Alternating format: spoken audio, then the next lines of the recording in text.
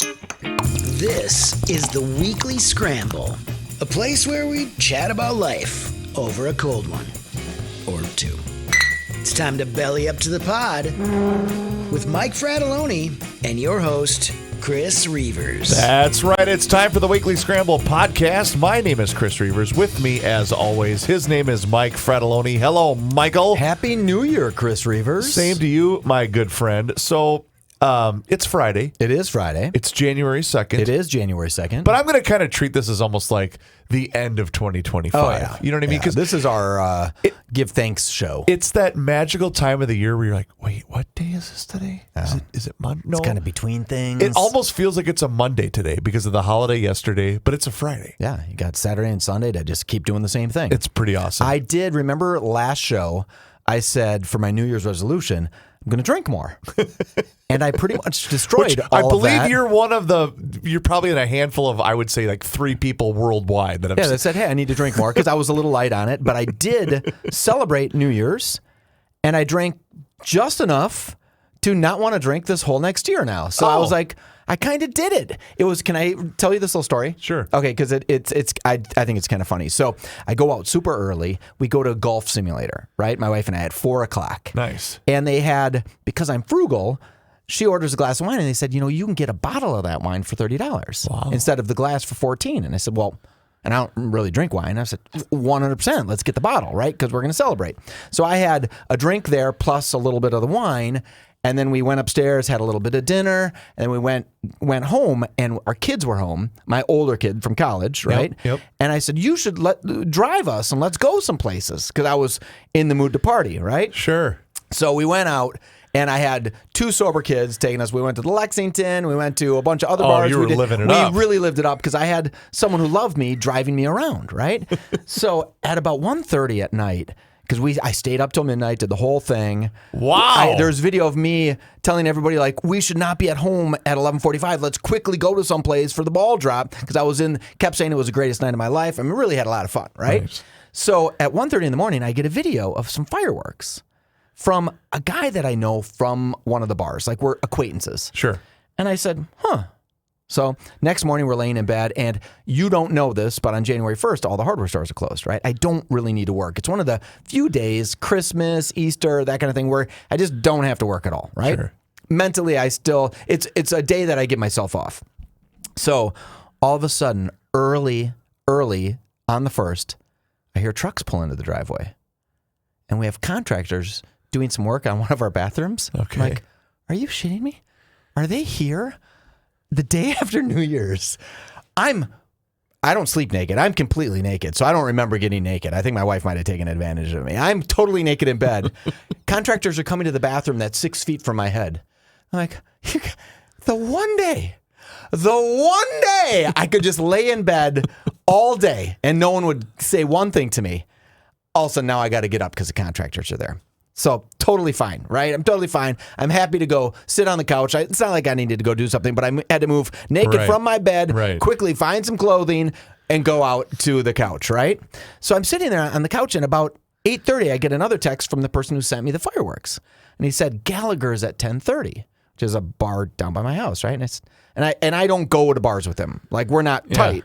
So I just ignore it because I think... Was it Gallagher's 10:30 question mark? No, he just said Gallagher's 10:30. Oh, as in like, hey, we're going to be there. Like, we're going to Gallagher's at 10:30. Gotcha. And and again, I know this guy, but we've never gone out together. Like, he's never texted me. With the name Mike, like I have, a lot of people will text someone that's name is Mike, and it's accidentally me. Sure. So after a while, I said, hey, dude, he sends me another text, and I said, hey, FYI, I think you're texting the wrong guy. Like, with the fireworks thing, so he calls me on the phone. He says, Mike, what are you talking about? I said, what do you mean? He goes, well, last night after New Year's Eve, like when the ball dropped, we went over to your house when we kissed and shot off fireworks. Oh my God. And I turned to my wife and I said, oh my God, did I leave the bar? Collectively, did we leave the bar, go back to the house and light off fireworks?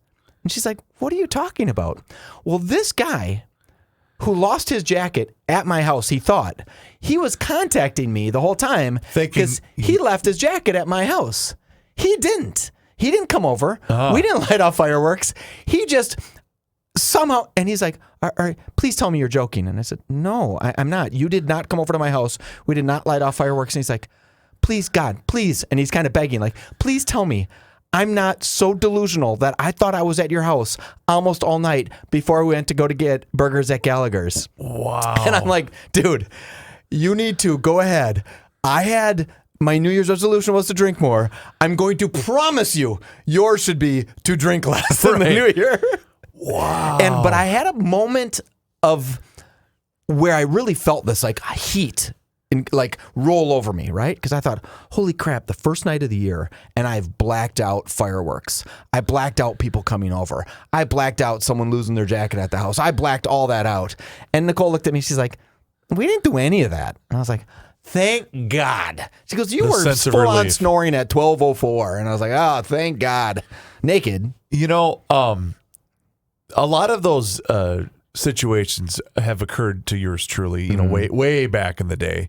But it's funny when you almost need the reassurance to tell you, no, it's okay.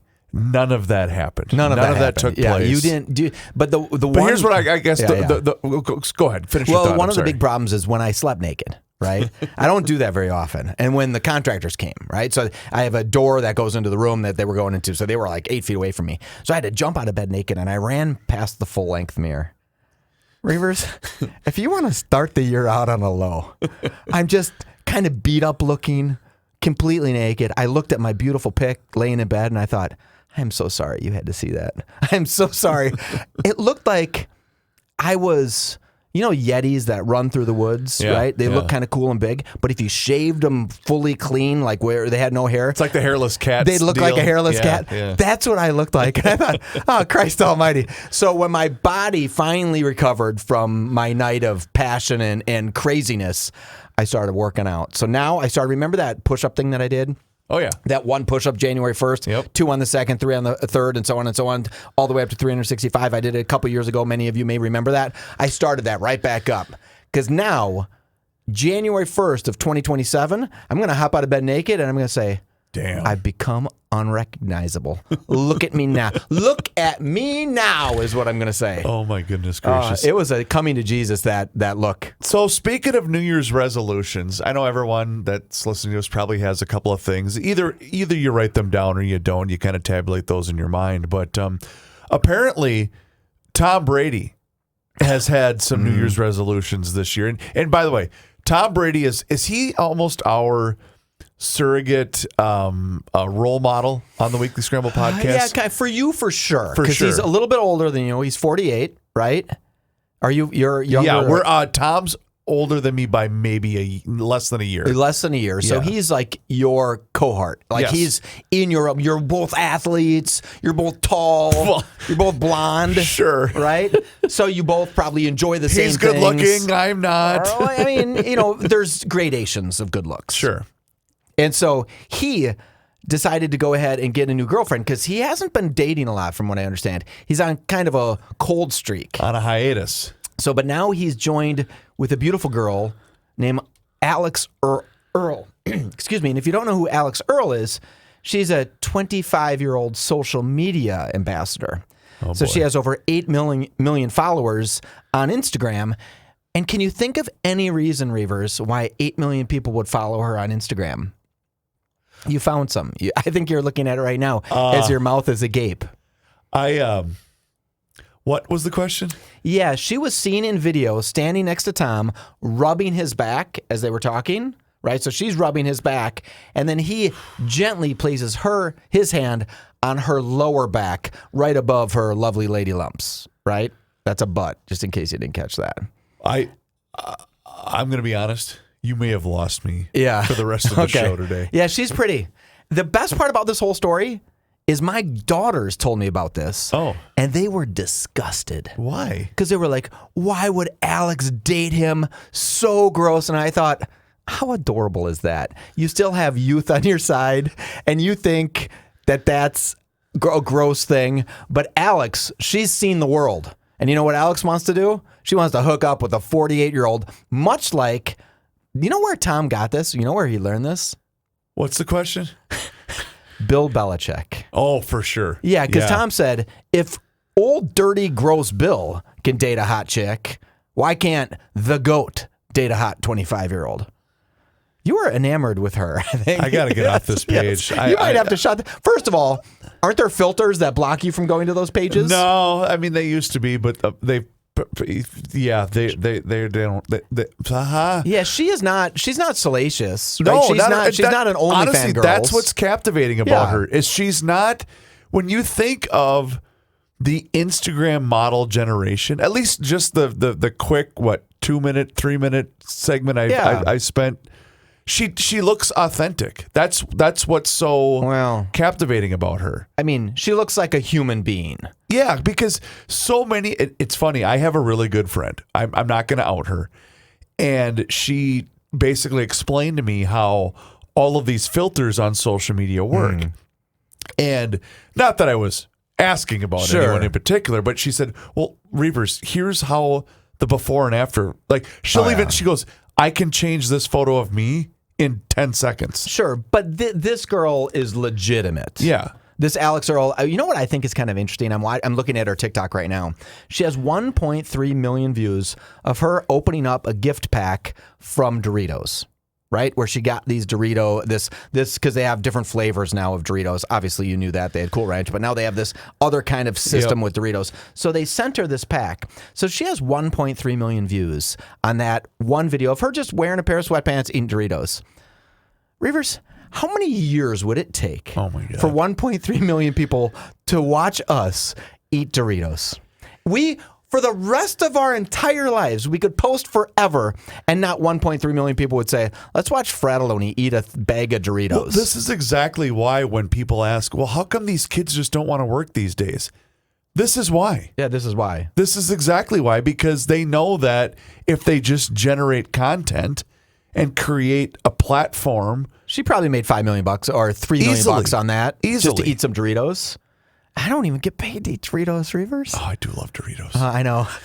They're so good. Doritos are so good. Okay, no wonder I look horrible naked, because I will see Doritos and I'll say I'd rather look horrible naked. Well, my dad told me to not make fun of my looks anymore on the radio. You know, it's funny because for years and years and years, many people, yours truly included, have gone through what we call the Derek Jeter roster, right? Okay. All the gals that Derek Jeter had dated over time up until he got married to Hannah Davis, who is also obviously beautiful.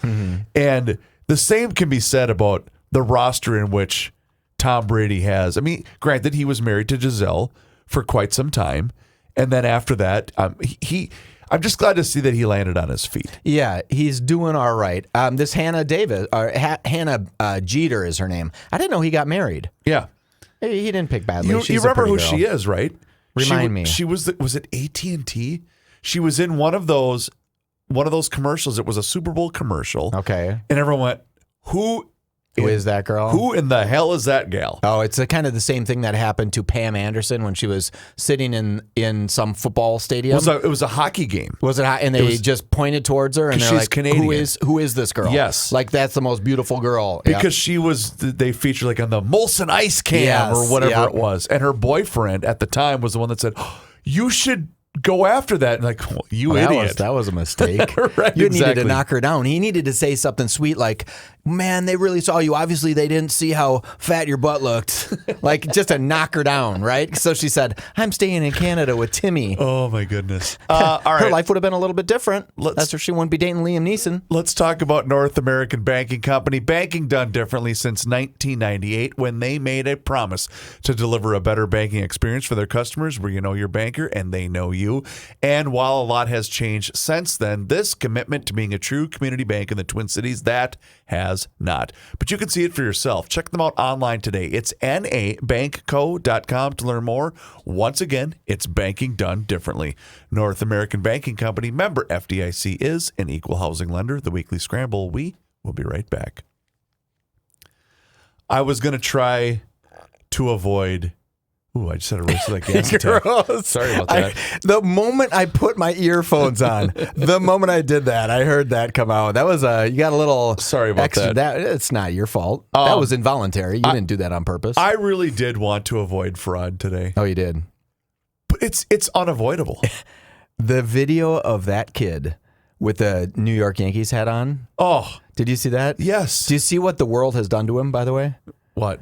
So his glasses that he had on, Yeah, they're like $3,000. $2,500. They're called Chrome Crosses, right? It's his brand name. And then I thought, someone pointed something out that I thought was kind of interesting. Because I think a huge percentage of the Somalian community is on some form of cash welfare or SNAP program or things like that. And usually have that because you don't work. Right. Right? But then someone said, well, if a huge percentage, 80-some%, are on federal assistance or state assistance and they're not working, why do you need so many daycares? Right? But I did spend a little time on the computer to look up, and it seems like Somalis do work at roughly the exact same pace as the rest of Minnesota at large. Okay. So, because I didn't want to say something wrong. Sure. I want to point out a message that I saw yesterday around 7 o'clock last night. It's from Kelly Loeffler. Do you know who Kelly Loeffler is? I think I do. She is the 28th administrator of the United States Small Business Administration. You ready? Sure. She tweeted out the following. Over the past week, SBA, again, that's the Small Business Administration in the United States of America. Over the last week, SBA has reviewed thousands of potentially fraudulent pandemic-era PPP and EIDL loans approved in the state of Minnesota. Today, meaning yesterday, our agency took action to suspend 6,900 Minnesota borrowers amid suspected fraudulent activity. In total, these borrowers were approved for 7,900 PPP and EIDL loans worth approximately $400 million. Oh, you're kidding me. These individuals will be banned from all SBA loan programs, including disaster loans going forward. We will also refer every case where appropriate, I'm not going to foghorn that, to federal law enforcement for prosecution and repayment. After years, the American people will finally begin to see the criminals who stole from law-abiding taxpayers held accountable. And this is just the first step. Yeah, see, I think that's a little BS. Why is that coming? PPP loans were during COVID in 2020 and 2021. Why just now are they saying, oh, by the way, there was obvious 7,000 fraudulent loans. We're going to go ahead and mark these now. Why? And they're not getting any of that money back. Reuvers, your hands up. I'm going to answer your question. Yeah, why did they do that? Because we finally have new administration.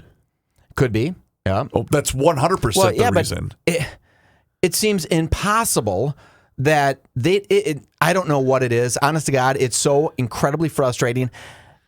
To get a small business loan, Reuvers, note to self, I've done this before. I've gotten a small business SBA loan on some new hardware store we were opening in the past. You have piles of paperwork you have to show.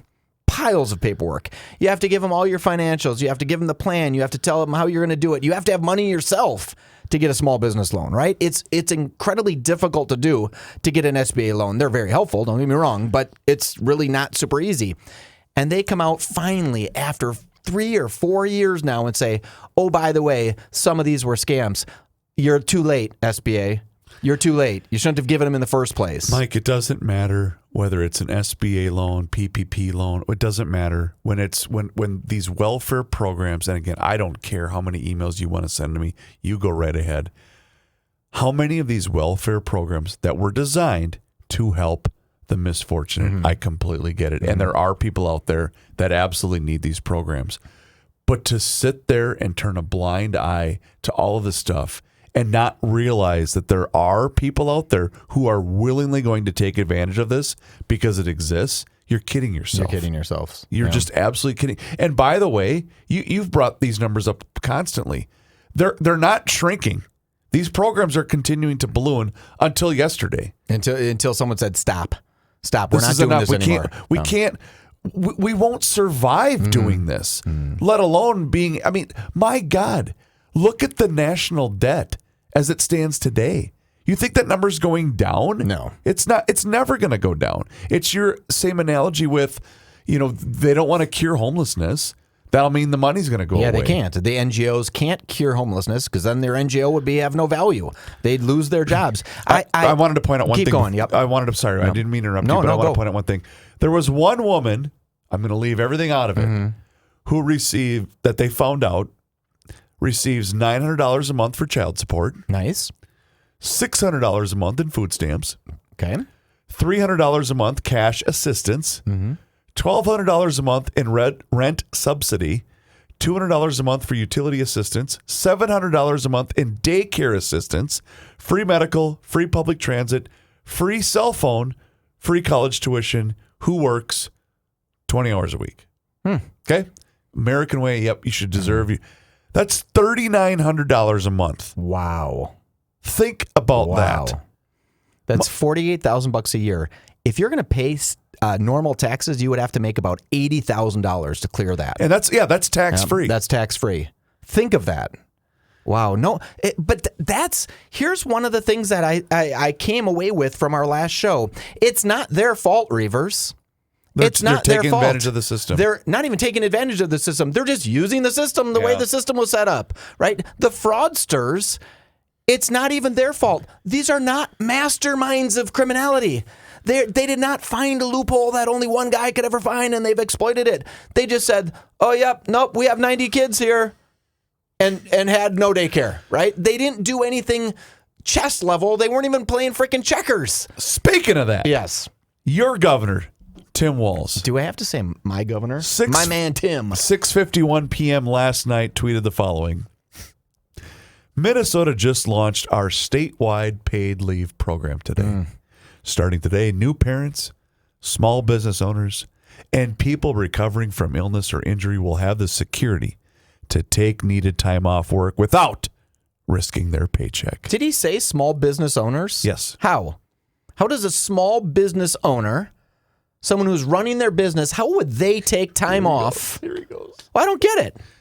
If you're a single guy that owns a flower shop and you have one employee, do you turn to your employee and say, hey, the state's going to give me 12 weeks of my pay to go do something, go do leave? But It's not small business owners. the balls on this guy.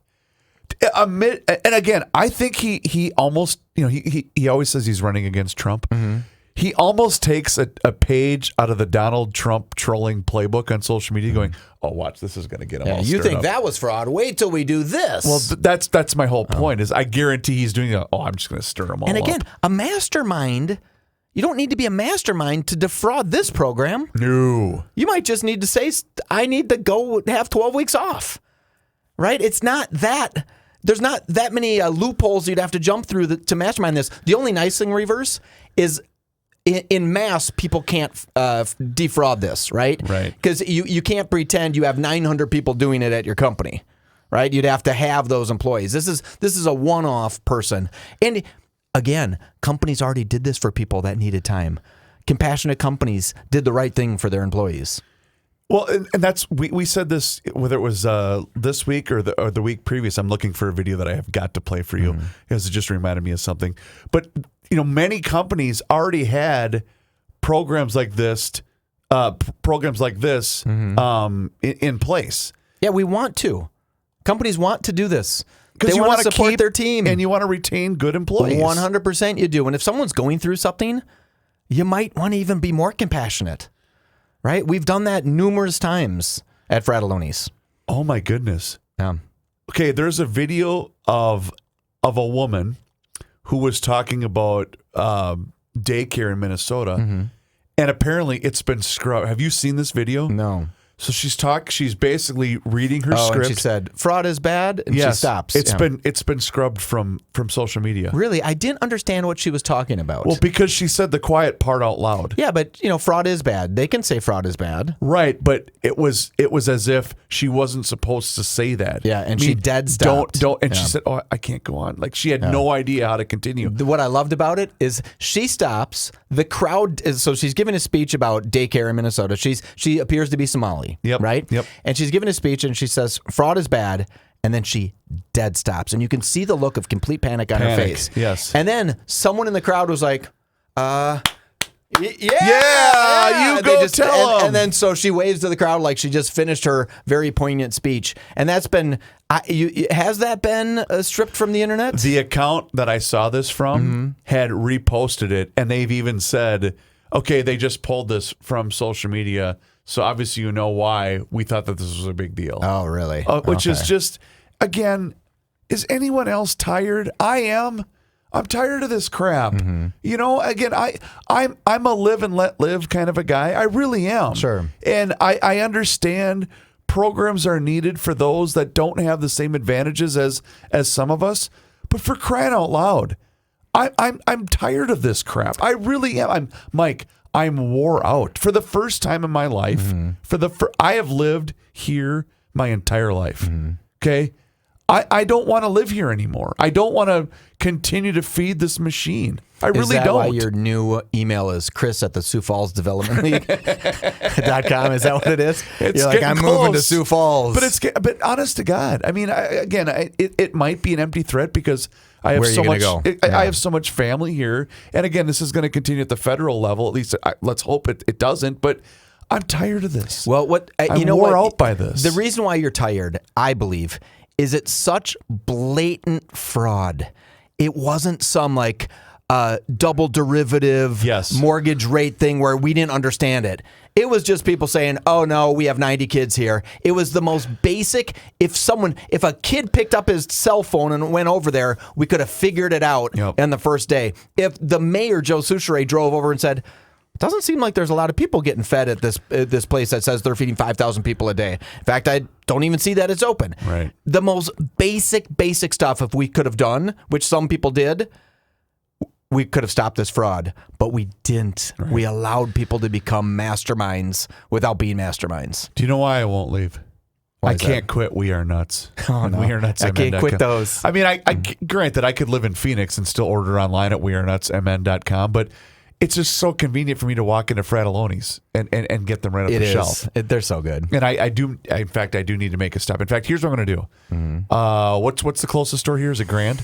Yeah, either of the Grand stores, probably. Yep. I'm going to go to Grand Avenue because I need to get cinnamon toffee peanuts. And then I'm going to go to Coburn's and get Hokey Pokey popcorn. Oh, to kind of spread the love a little bit. Because, I like the show. What about Cub? I could go to Cub. Yeah. I'm trying to think. Isn't it at Kowalski's too? I might take one of those routes, like kind of one of these deals on my way home today. But yeah, Frattallone's, Kowalski's, Lunds and Byerly's, Cub Foods, Coburn's, Quick Trip. Am I leaving anybody out? Max Hardware. Max Hardware has the We Are Nuts brand, but it's a wonderful family-run operation, and we are so thankful for their partnership here with us in 2025 going into 2026. And it's a wonderful family-owned operation making small hand batch snacks right here in the great state of Minnesota. I got to be careful with that one. You did. But check them out online and see their entire menu, whether it's, oh my goodness, the maple bourbon toffee almonds, the cashews, everything. It's just a wonderful, wonderful organization. We're so thankful to have them here. Again, We Are Nuts and wearenutsmn.com, the Weekly Scramble. We will be right back. All right. I want to wrap up our show today, not really on a personal note. Let me just make a little note here for a second. Not really on a personal note, but I came across this video a couple of days ago, and it really hit home with me. And 2025, nobody is looking forward to turning the page in 2025 more than Chris Reuvers. And the reason I want to play this video is if you've got kids out there, sorry, you're going to cry like I did when I first watched this video. But for me, it's about perspective. For me, it's about finding out what really truly does matter. And everyone has adversity in their life. Everyone has struggles. Everybody has just crap you're dealing with. And I saw this video, and it kind of put things into perspective because, I'm not unlike anybody else. I've been dealing with some stuff. But I saw this video, and I wanted to share it with our audience here because I really thought people would appreciate that. So I'm sorry if this is going to make you cry, but it made me cry, and I just thought it was a really important message to share with everybody. I'm 80 years old, and somehow I woke up in my 32-year-old body just for one day. I wake up to little hands tugging at the blankets. Mum, wake up, they shout. I blink and I sit up slowly. My babies, they're small again. They climb into bed, giggling, wiggling. I remember rushing through mornings, but not today. I pull them close, I hug them tight. I kiss their messy hair, I hold their little hands. This time, I soak in every second. I catch my reflection in the bathroom mirror. No deep lines, no grey hair. My younger face. I used to think I looked old at 41. What a silly thought. I find my husband in the kitchen making coffee. He looks strong and he looks young. I wrap my arms around him tightly. He looks surprised. Maybe we didn't hug enough back then, I think. We talk about the day, and today it all feels big. I memorise the sound of his voice. We pile into the car, kids arguing over seatbelts. Someone drops a snack, there's crumbs everywhere. I used to get so frustrated, but today I soak in the noise and the chaos because I know my car will be quiet and spotless for many years to come.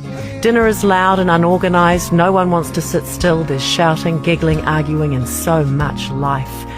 I don't clean up straight away, I just sit and I watch, trying to burn it all into my memory. Before bed, I pick up the phone. I call my mum, and I hear her voice. I haven't heard this voice in so many years. I close my eyes and I let her words wash over me. I tell her I love her again and again. I never want to hang up. And this time, I don't leave anything unsaid.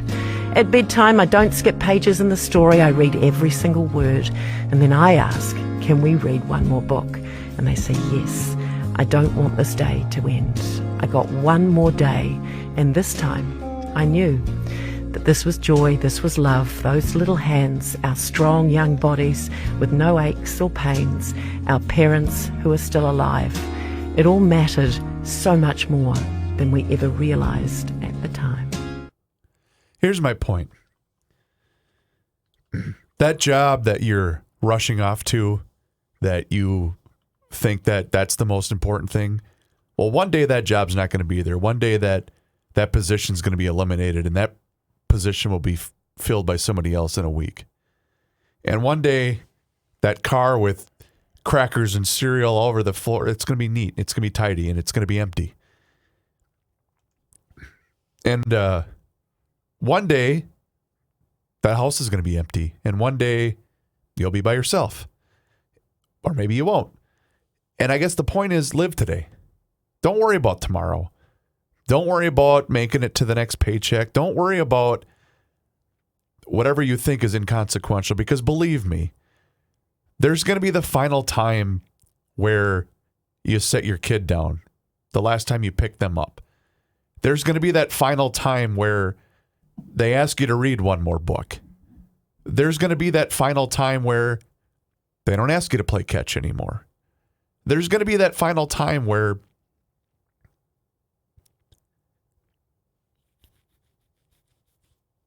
there's just going to be that final time. So live for today. Don't worry about everything else, because what matters the most is what matters the most. And that's what's important. And I'm not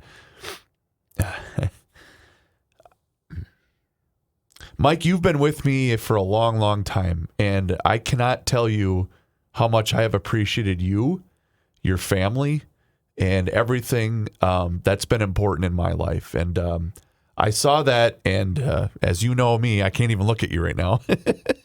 But when I saw that, it really hit home, because nothing matters more to me than family, and nothing matters more to me than just seeing growth, seeing my two boys thrive. And I didn't think I was going to get this emotional, but apparently I am. So I guess my point is, when I saw that, it's about perspective. It's about living in the moment, and it's about living for today. Reuvers, here's to 2026. It's going to be a better year. Oh yeah, right. It's got to be. It's got to be a better year. No, I guess, and I'm not, I'm not. I didn't even know why I wanted to play it, but I just thought, man, it's so interesting. The part that got me, you know what the part that got me was? The crumbs in the back of the car, because I would remember, because me, I'm road trip guy, right? And I remember, Now I got to vacuum. Who gives a damn? Yeah, who cares? It's Ritz crackers. Or actually, we're a Club Crackers family, but it's Club Crackers in the back seat. Who gives a damn? It's cereal. It'll take. I'm going to go get my oil change at Schoonover, and he's going to vacuum it out for me anyway. What do I care?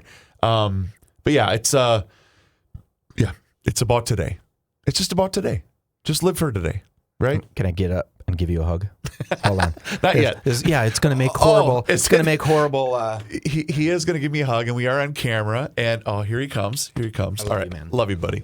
But yeah, so that's. I guess when I saw that video, and it has circulated a lot on social media, and I just thought, damn, that's such a great message, because you know the part about picking up your phone, I can once again call my mom, and I know there's a last time for that. There's a last time for right. There's a last time for a lot of those things, and you don't realize it in the moment. And one of the reasons it hit me was on Christmas, because we do Christmas Eve on my family, and we were driving home Christmas Eve night from my parents' house, and I remember the very last time that I gave, because I always used to give my grandparents a ride to and from the Christmas Eve gathering, because I just wanted to do that.